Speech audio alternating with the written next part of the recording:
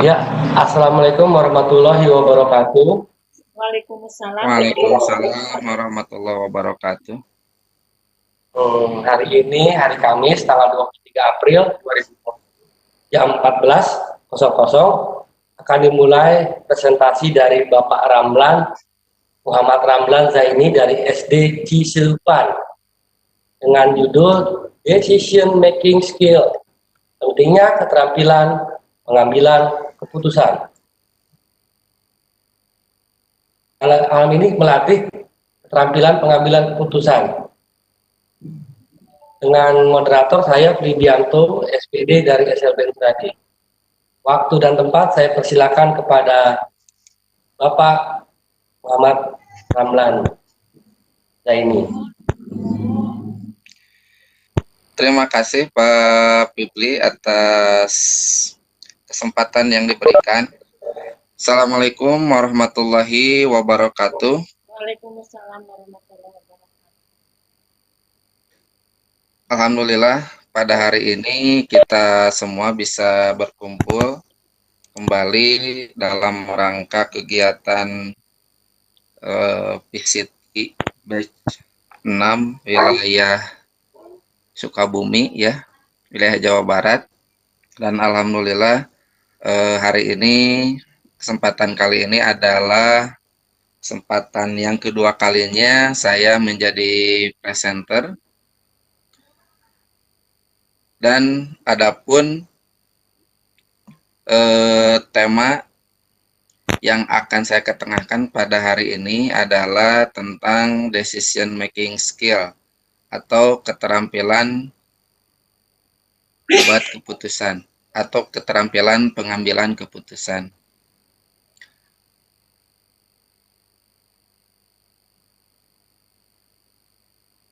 Bapak dan Ibu yang saya hormati, kenapa saya mengambil tema ini ya? Ada beberapa hal tentunya. Sekarang ini banyak sekali atau ada beberapa kejadian-kejadian yang tentu saja hal tersebut diakibatkan dari kurang tepatnya pengambilan keputusan, baik itu di tingkat organisasi atau pemerintahan ataupun pengambilan keputusan di masyarakat ya, seperti itu.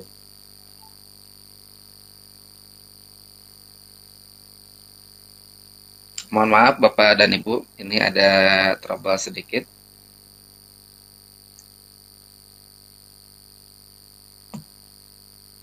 Nah, latar belakangnya apa? Tadi pentingnya keterampilan pengambilan keputusan. Jadi kita harus membuat keputusan setiap hari, baik itu keputusan sederhana maupun keputusan yang kompleks. Tentu saja keputusan sederhana dari mulai kita bangun tidur sampai kita tidur lagi, itu banyak sekali keputusan-keputusan yang kita buat. Maupun keputusan kompleks. Keputusan kompleks biasanya mengandung masalah ya. Apalagi kita misalkan dalam ruang lingkup organisasi, contohnya seperti guru di sekolah, tentu saja banyak sekali masalah-masalah ataupun yang memerlukan pengambilan keputusan secara tepat. Nah, selanjutnya, keputusan merupakan landasan yang dipakai dalam bertindak. Apabila keputusan yang diambil salah, maka akan berdampak negatif pula bagi diri sendiri maupun orang lain. Nah, begitupun sebaliknya. Nah, jadi kenapa keterampilan pengambilan keputusan ini penting? Jadi, keputusan itu adalah landasan dalam bertindak. Kita bertindak atas keputusan yang kita buat. Selanjutnya, pengambilan keputusan adalah keterampilan atau skills yang perlu dilatih. Jadi, ini adalah keterampilan berpikir ya. Jadi salah satu keterampilan yang harus dimiliki oleh kita Jadi agar apa yang kita lakukan itu tepat seperti itu. Selanjutnya,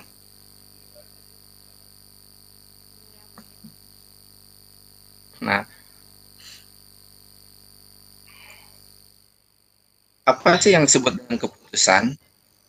Jadi keputusan itu merupakan hasil pemecahan masalah yang dihadapinya dengan tegas. Itu menurut Davis tahun 1979.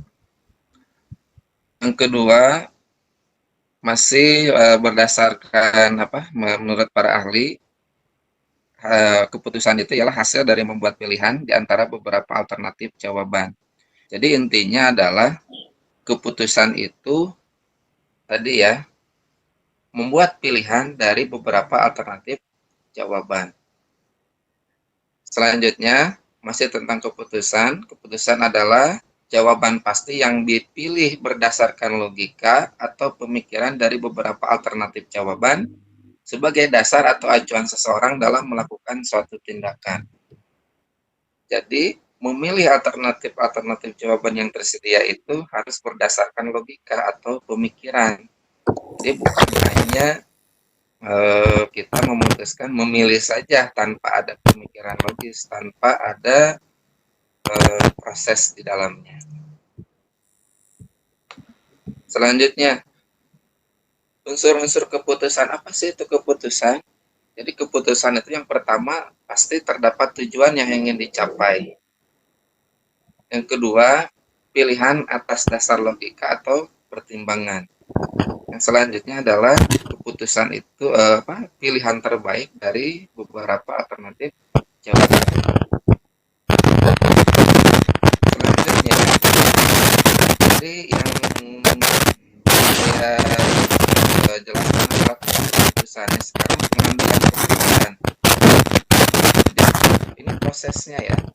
Pengambilan keputusan ialah proses pemecahan masalah dengan menentukan pilihan dari beberapa alternatif untuk menetapkan suatu tindakan dalam mencapai tujuan yang diinginkan. Jadi pengambilan keputusan itu ialah merupakan sebuah proses.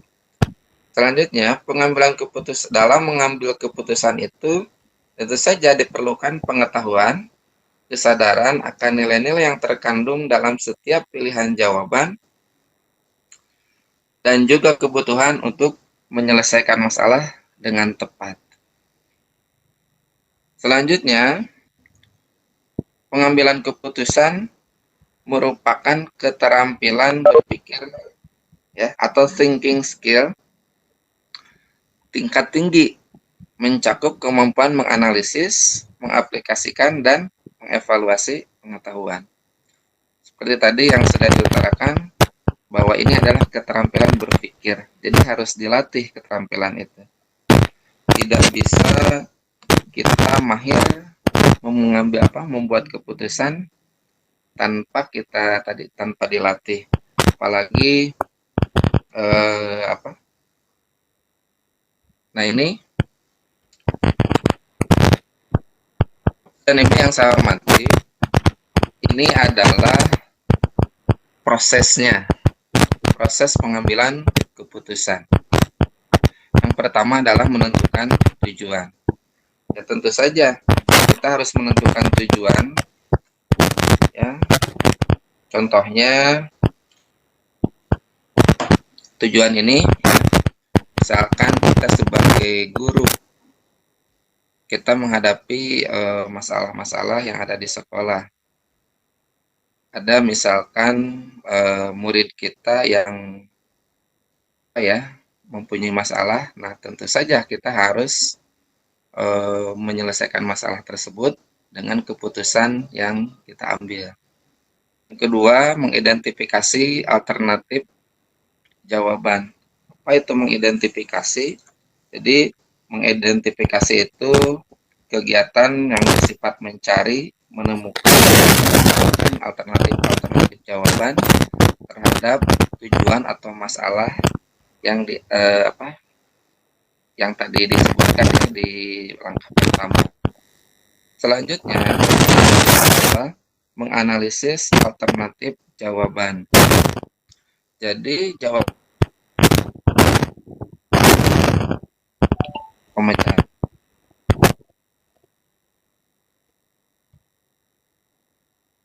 Kira-kira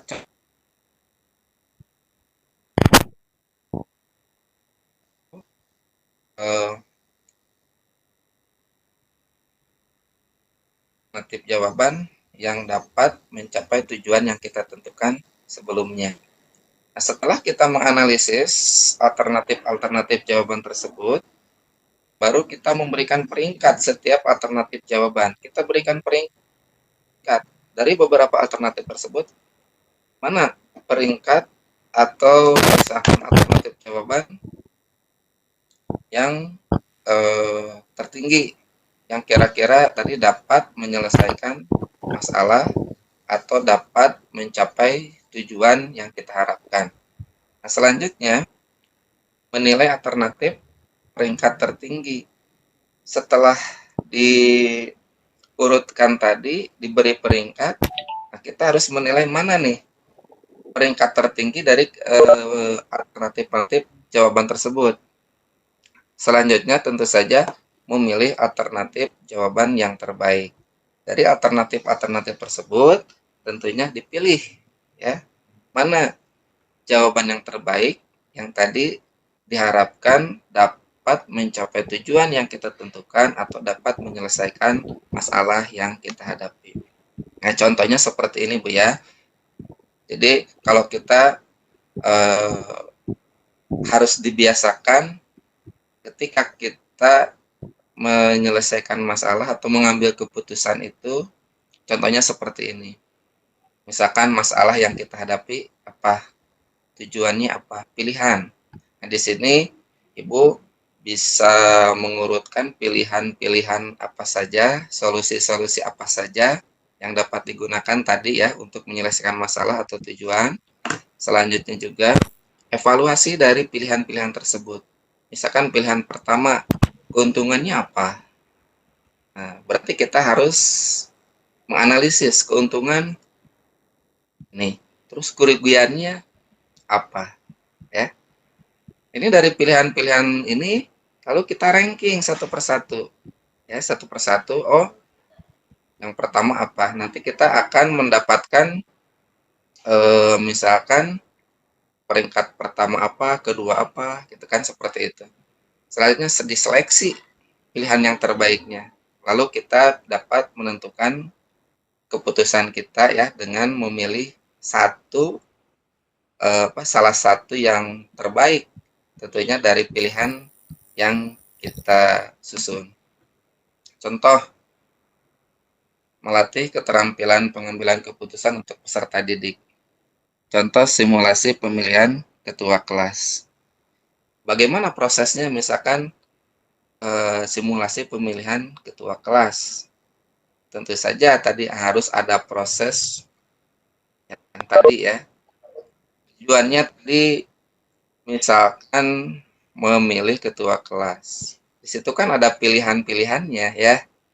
Pilihannya misalkan ada namanya ya. Yang pertama misalkan Budi, Wati, pilihan-pilihannya.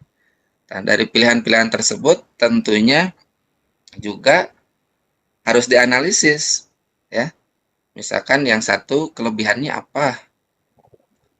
Misalkan yang satu punya program sebutkan ya.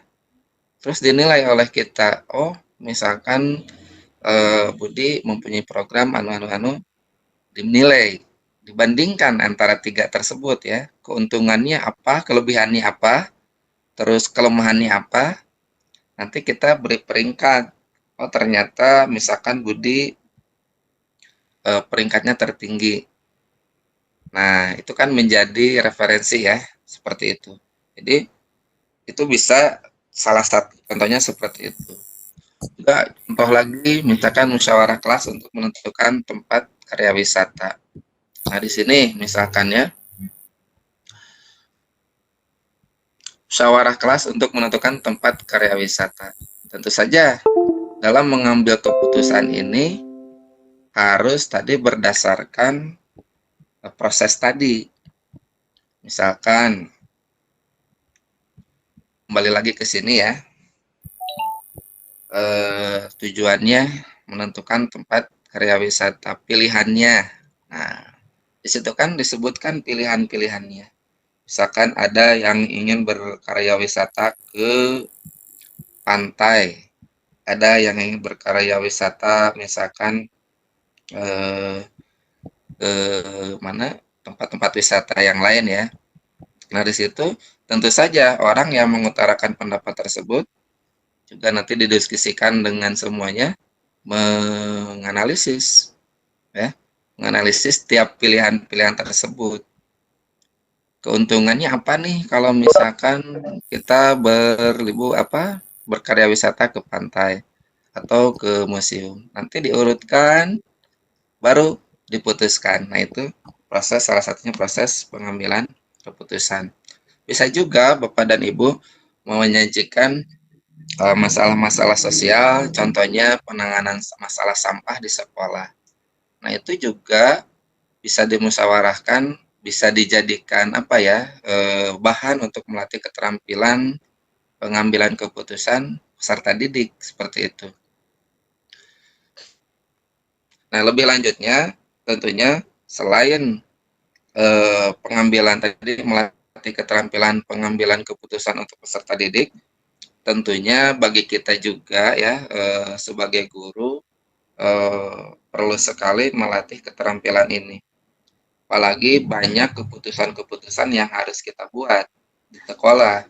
Contoh, Bapak dan Ibu hari ini akan mengajar. Misalkan mengajar tentang materinya, misalkan siklus air.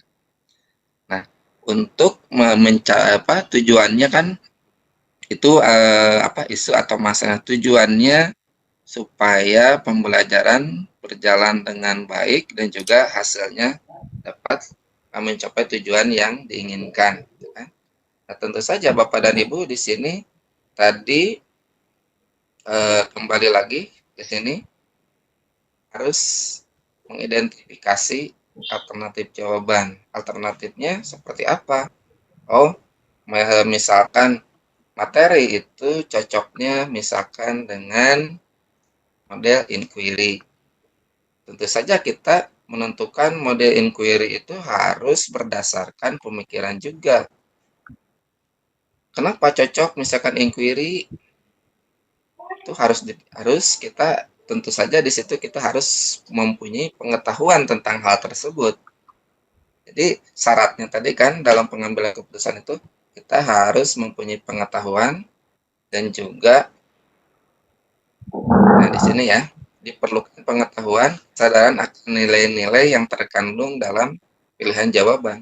Jadi kalau kita misalkan pembelajaran hari ini akan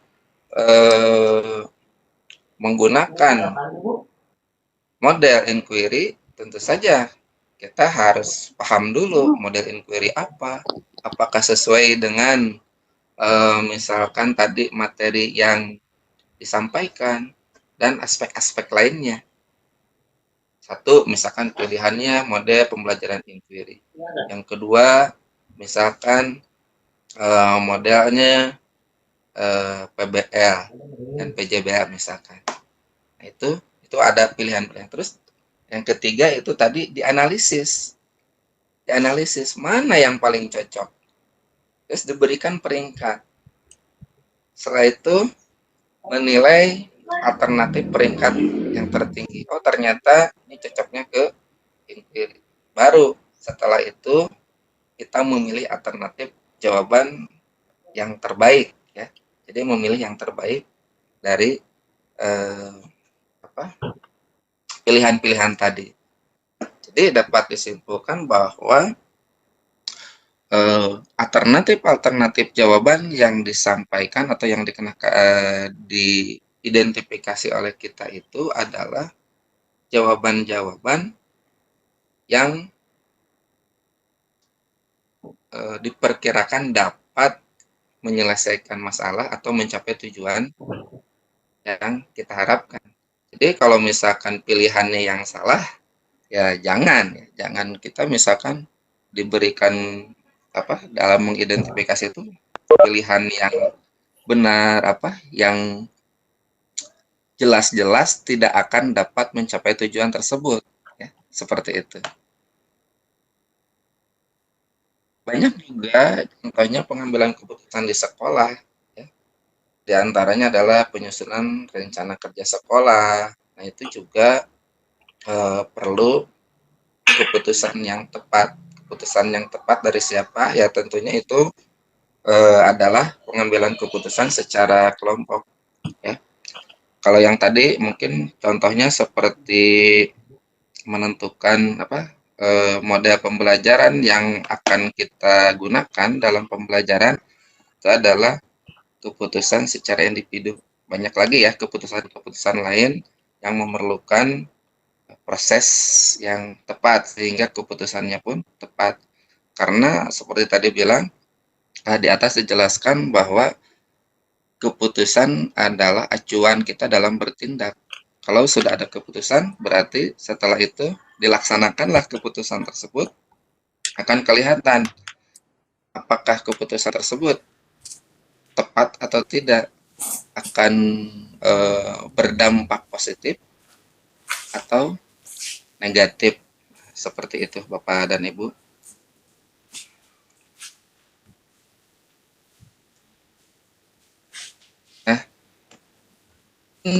Itu saja Bapak dan Ibu dari saya. Tujuannya hari ini kita diskusi. Diskusinya tadi seperti saya sampaikan adalah tentang pengambilan keputusan. Ya. Jadi pengambilan keputusan itu ialah keterampilan. Jadi harus dilatihkan. Tidak bisa misalkan keterampilan itu ya tadi harus dilatihkan ya, diasah sampai kita benar-benar bisa mengimplementasikannya seperti itu. Mungkin Bapak dan Ibu untuk pemaparan materinya tadi hanya sekilas saja. Tentu saja untuk keterampilan pengambilan keputusan itu yang lebih yang lebih mendalamnya tentunya ada di orang-orang manajemen ya. Bisa lebih mendalam lagi. Ini sekilas bagaimana pentingnya pengambilan keputusan bagi kita ya. Tentu saja tadi diutarakan pengambilan keputusan yang sederhana sampai yang kompleks karena itu akan berpengaruh sekali bagi kita sendiri ataupun juga apalagi ya kalau misalkan ya keputusan secara kelompok ataupun publik tentunya akan dapat merugikan orang banyak juga.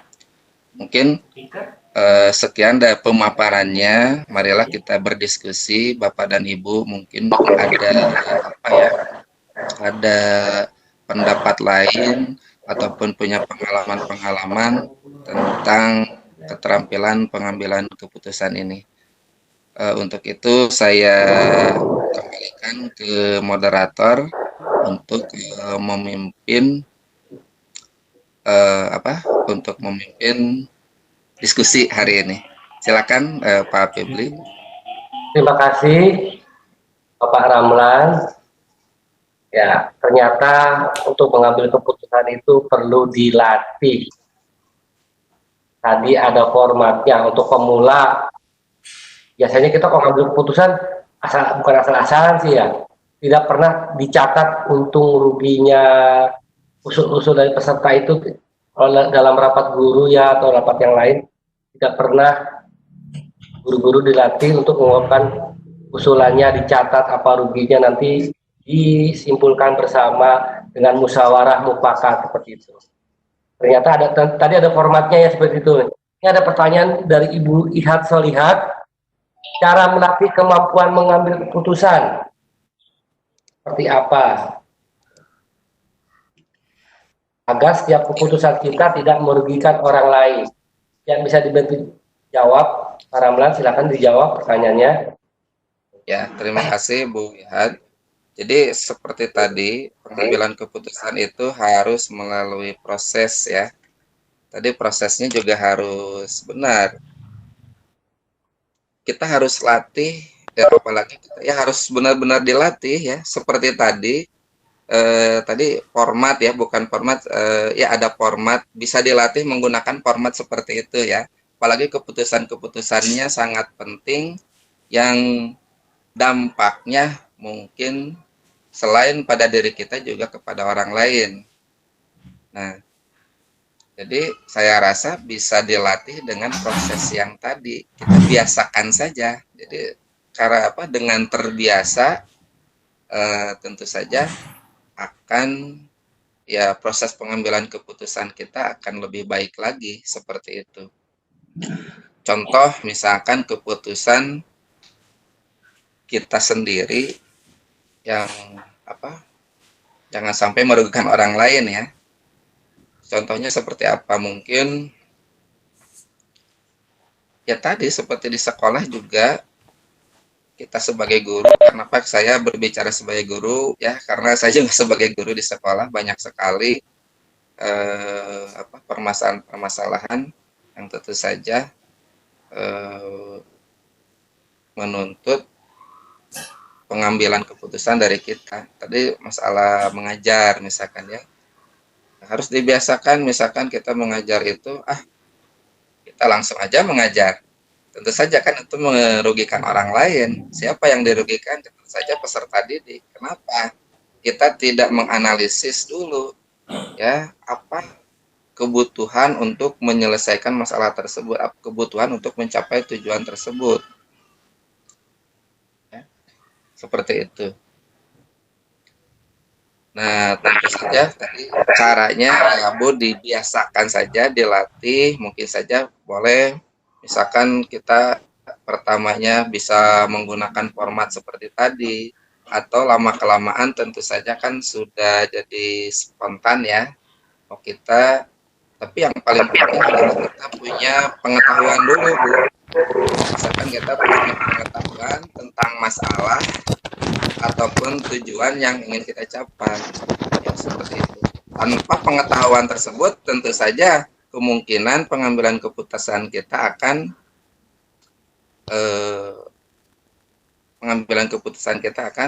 salah ya, tanpa pengetahuan yang kita miliki tentang masalah tersebut ya, seperti itu. Mungkin itu jawaban sementara, mungkin nanti ada dari Bapak dan Ibu yang lain yang lebih ahli tentu saja tentang pengambilan keputusan ini. Selanjutnya Pak Pipli. Ya, nanti di-share lagi ya formatnya, coba diberikan kepada Bapak Ibu di sini format untuk awal-awal ya, bagaimana format itu dibuat bersama-sama, inventarisir. Kalau dalam organisasi itu kan pengambilan keputusan sangat krusial seperti itu. Intinya yang saya ketengahkan pada hari ini adalah dari segi prosesnya mungkin ya. Jadi proses pengambilan keputusan itu harus benar itu ya. Di antaranya tadi dengan langkah-langkah seperti tadi. Untuk tadi tentu saja agar keputusan yang kita ambil itu tepat dan tadi meminimalisir ketidakpuasan kalau itu misalkan keputusan secara kelompok. Nah, mungkin intinya dari pertemuan kali ini menyadarkan kembali bahwa kita harus terampil atau pandai dalam mengambil keputusan secara tepat. Nah, itu harus dilatihkan sejak dini, sejak anak-anak sampai tentu saja sampai dewasa ya, harus terus dilatihkan, dan itu pun tentunya tergantung dari tingkat misalkan tadi kalau kita sebagai guru ya tentunya kita harus memahami masalah-masalah sebagai seorang guru sehingga keputusan yang kita ambil juga tepat. Mungkin itu saja intinya ya. Dari saya, terima kasih Pak Bibli. Saya kembalikan kepada moderator. Assalamualaikum warahmatullahi wabarakatuh. Waalaikumsalam warahmatullahi wabarakatuh. Ya, terima kasih Pak Ramlan. Waktu sudah tinggal 4 menit lagi. Moderator akan menyerahkan acara ini kepada host Ibu Haja Sudarsi. Suaranya putus-putus kayaknya ini. Enggak, Pak. Halo? Ya, silakan. Jelas. Ya, Terima kasih. ya, untuk acara ini cukup sekian dan terima kasih. Untuk link presensi silakan diisi, saya kasih sekali lagi. Ya, Sudah tadi acara saya akan sudah selesai. saya kembalikan ke host Bu Haja Sudarsi. Terima kasih. Assalamualaikum warahmatullahi wabarakatuh. Waalaikumsalam warahmatullahi wabarakatuh. Terima kasih Bapak Moderator, terima kasih kepada Bapak Presenter yang telah menyampaikan materinya. Saya ucapkan terima kasih atas kehadiran Bapak Instruktur kita, Bapak Lukmanul Hakim. Selamat datang Pak. Baru bisa saya sapa. Kemudian saya terima kasih juga kepada Ibu dan Bapak partisipan yang sudah menyempatkan waktunya, meluangkan waktunya untuk mengikuti kegiatan di room kami ini yang mudah-mudahan kebaikan Bapak Ibu semua dibalas oleh Allah Subhanahu wa taala. Kiranya itu yang bisa saya sampaikan sebagai host. Mohon maaf apabila dalam tutur kata banyak kekurangannya. Itu semata-mata karena kebodohan saya. Terima kasih sekali lagi. Barangkali ada arahan dari Bapak instruktur kita, Bapak Lukmanul Hakim, kepada beliau disilahkan Pak.